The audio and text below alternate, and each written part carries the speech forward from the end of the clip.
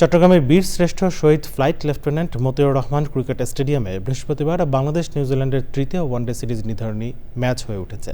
সকাল 11টায় শুরু ম্যাচটির ধারাভাষ্য শোনা যাবে রেডিওভূমির mobile app, OTT platform iScreen এবং 92.8 FM-এ।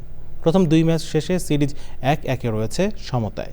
গুরুত্বপূর্ণ হয়ে ওঠা তৃতীয় ম্যাচটির জন্য সকাল থেকেই অনুশীলনে ব্যস্ত দুই দল। চট্টগ্রাম থেকে আপডেট জানাচ্ছেন আদিল আহমেদ শান। 200-র বেশি সার্ভিস ও ফিচারে লেনদেনের সব বিকাশ অ্যাপে সম্ভব। সিরিজ নির্ধারণী ম্যাচে নিউজিল্যান্ডের বিপক্ষে বৃহস্পতিবার লড়বে বাংলাদেশ। ইতিমধ্যেই জেনেছেন, তবে কাজটি কিন্তু বাংলাদেশের জন্য সহজ হবে না। সিরিজ যেহেতু 1-1 সমতায় রয়েছে, আর নিউজিল্যান্ড যেহেতু প্রথম ম্যাচ জিতে মিরপুরে একটা যে দাপটটি দেখিয়েছিল সেটি কিন্তু এই চট্টগ্রামেও কিন্তু দেখাতে পারে, কারণ তাদের যে ব্যাটিং লাইন আপ এবং তাদের যে দৈহিক দক্ষতা আমরা যেটা বলে সেটিকে কিন্তু খুব সুন্দর করে তারা এই কন্ডিশনের সঙ্গে মানিয়ে নিয়েছে। তবে বাংলাদেশেও কিন্তু কম নয়, কারণ এই চট্টগ্রামের এই সাগরিকা পাড়া স্টেডিয়ামটি বরাবরই কিন্তু বাংলাদেশের জন্য সবসময় সুখের স্মৃতি বয়ে এনেছে। তবে সবশেষ 2008 সালে এই মাটিতে কিন্তু বাংলাদেশ একটি ম্যাচ খেলেছিল, সেটিতে কিন্তু অবশ্য জয় পায়নি বাংলাদেশ। তবে এবার সেই জয়ের খরাটা হয়তো ঘোচাবে এবং সিরিজ জয়ের উল্লাস করবে বাংলাদেশ, এমনটাই প্রত্যাশা করছেন টাইগার ভক্তরা। অন্যদিক থেকে যদি আমি আপনাদেরকে বলি যে 2013 সালে সবশেষ নিউজিল্যান্ডের বিপক্ষে ওয়ানডে সিরিজ জিতেছিল বাংলাদেশ, এবং তারপর কিউইদের বিপক্ষে আরও একটি সিরিজ জয়ের হাতছানি।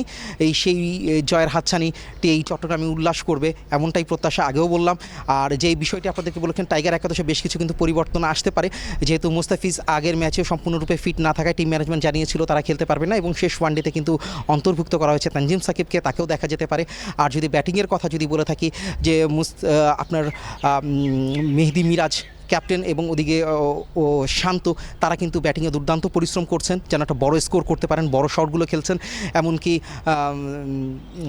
জুনিয়র তামিম এবং লিটন দাসকে যদি বলেন সেন্টার উইকেটের পাশের উইকেটে তারা কিন্তু অনেক লং শট খেলছেন, এবং বলা যাচ্ছে যে বড় একটা স্কোর তাদেরকে উপহার দিতে পারে বাংলাদেশকে।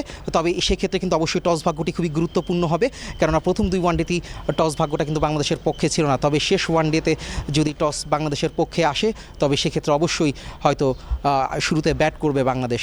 তো চট্টগ্রামের সাগরিকা পাড়া স্টেডিয়াম থেকে এই ছিল আমার কাছে সর্বশেষ তথ্য।